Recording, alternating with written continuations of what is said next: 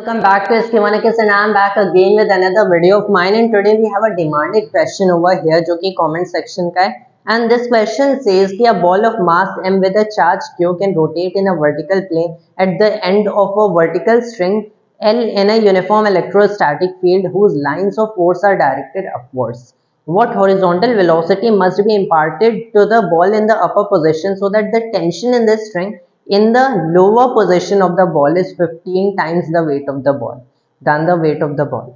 तब देखो यहाँ पे इस क्वेश्चन में अगर देखा जाए तो आपके पास एक इलेक्ट्रोस्टैटिक फील्ड है जिसमें एक बॉल को रखा गया है and which kind of seems कि रोटेट कर सकते हैं इस वर्टिकल प्लेन में. तो टेंशन इन द स्ट्रिंग मतलब ऑब्वियसली स्ट्रिंग से कनेक्ट किया गया, ऑल्दो अगर यहाँ पे देखा जाए तो आई फाइंड कि some variables might be missing, क्योंकि यूनिफॉर्म इलेक्ट्रोस्टैटिक फील्ड तो ऑब्वियसली बताना चाहिए कि इलेक्ट्रोस्टैटिक फील्ड क्या है. So I think the person who asked this must have forgotten to write capital E over here, जो कि यूनिफॉर्म इलेक्ट्रोस्टैटिक फील्ड बताते ताकि ये क्वेश्चन सॉल्व भी हम कर सकें.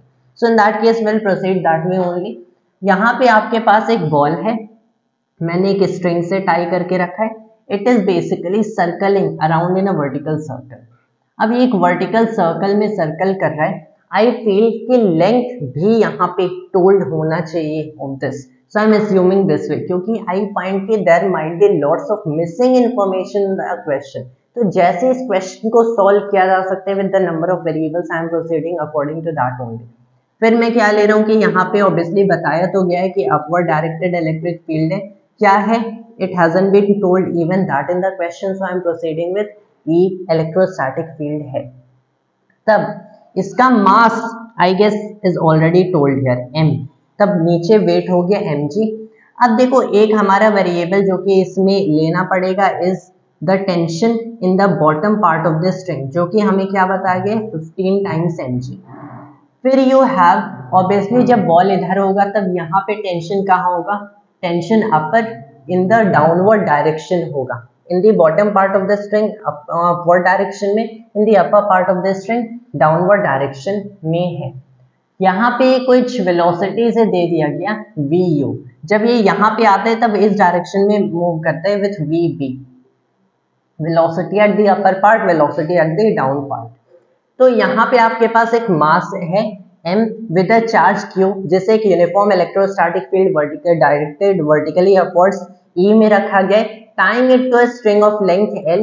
तब हमें इस क्वेश्चन को सॉल्व करना है कि अगर tension in the bottom part of the string 15 times weight मतलब 15 mg है, तब किस बेसिकली वेलोसिटी से इसे ऊपर छोड़ा जाना चाहिए विद व्हाट हॉरिजॉन्टल वेलोसिटी, जो कि मैंने vu कंसिडर किया है ताकि ये कंडीशन सेटिस्फाई हो.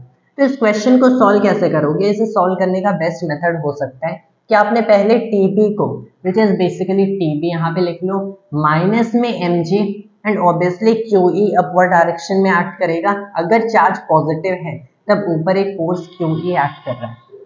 तब TB प्लस में इसके साथ प्लस में QE है माइनस में mg equals mvb square over L. Alright, तो ये एक क्वेश्चन मिल गया. TB क्या है आपके पास 15 mg है, मतलब 14 mg प्लस QE क्या हो गया mvb स्क्वायर ओवर L. ये आपको mvb स्क्वायर ओवर L की वैल्यू मिल रही है which we might be able to utilise letter.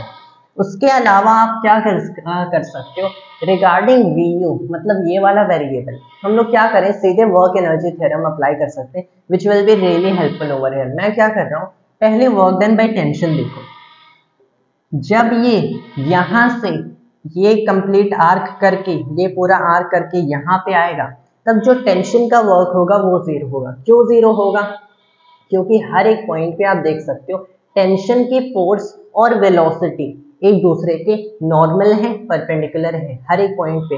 And किसी भी फोर्स की जो वर्क डन होगा during any given finite displacement, आप क्या कर सकते हो, that is basically finite displacement not, wait a minute, finite displacement not during any given, मान लो इनफाइनाइटेसिमल डिस्प्लेसमेंट भी, so that is the force at that very instant times में instantaneous velocity.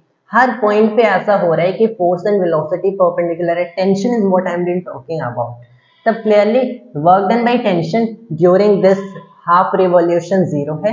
Work done by gravity कितना होगा? Work done by gravity on the average देखा जाए यहाँ से यहाँ तक आने के लिए, क्योंकि ऑन द एवरेज ग्रेविटी की जो डायरेक्शन है वो तो नीचे है, इसलिए यहाँ पे सीधे हम लोग वर्क फोर्स टाइम्स में डिस्प्लेसमेंट लगा देंगे। ऑन दी अदर हैंड जो टेंशन था इसकी वैल्यू भी चेंज करनी थी, इसका डायरेक्शन भी चेंज करा था, तो ऑब्वियसली इसमें हम लोगों ने टेंशन टाइम्स में वेलोसिटी यूज किया, जैसे कि मिला। तब वर्क डन बाय ग्रेविटी कितना होगा, जिससे मैं वर्क डन बाय ग्रेविटी लिख देता हूँ। सिंस यहाँ पे ग्रेविटी की डायरेक्शन में, ग्रेविटेशनल फोर्स की डायरेक्शन में मूव कर रहा है, तब ये पॉजिटिव हो गया, ये हो गया 2mgl। 12 इसका वर्टिकल डिस्प्लेसमेंट है, mg is the force of gravity. Work done by electrostatic field कितना होगा, सिंस यहाँ पे 12 इज द डिस्प्लेसमेंट, लेकिन -12 लेंगे क्योंकि डिस्प्लेसमेंट नीचे है, फोर्स अपवर्ड है, and q is the electrostatic force, तो -2 QEL।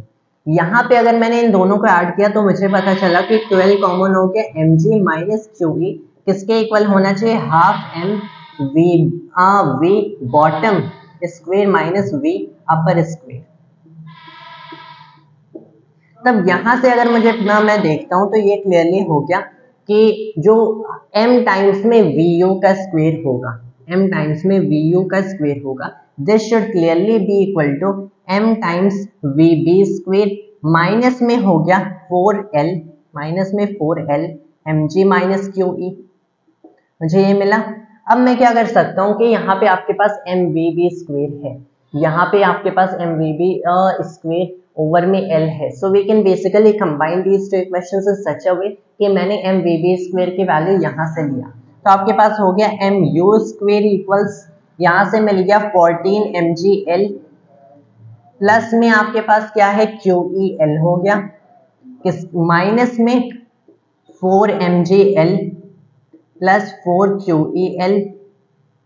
तब यहां से क्या मिला कि ये तो 10 mgl हो गया, then you have over here plus 5 QEL, मतलब आप m को इस साइड भेज सकते हो, फिर अंडर रूट कर सकते हो, so you will have vu, मतलब v at the upper part as the square root of, ये यहाँ पे गया, एक m से कैंसिल हो गया, 10gl प्लस में क्या हुआ, प्लस में हो गया आपके पास 5 QEL over m।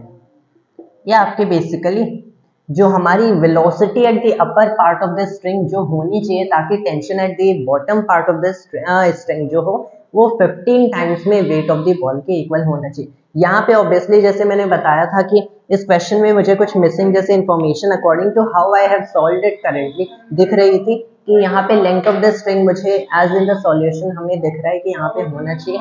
Also and also यहाँ पे अगर आप देख सकते हो इलेक्ट्रोस्टैटिक फील्ड मेंशन होना चाहिए, but I think who wrote this. In fact string of length यहाँ पे ये स्लैश बना हुआ है, I think that was meant to show कि ये L है, समथिंग लाइक दैट। लेकिन ये भी पता होना चाहिए कि यहाँ पे जो इलेक्ट्रोस्टैटिक फील्ड है वो E है, जो कि was missing in this particular question. But this is basically how we have solved this particular question. Now the solution goes, and that was all for today's video of mine, and thanks to all of you.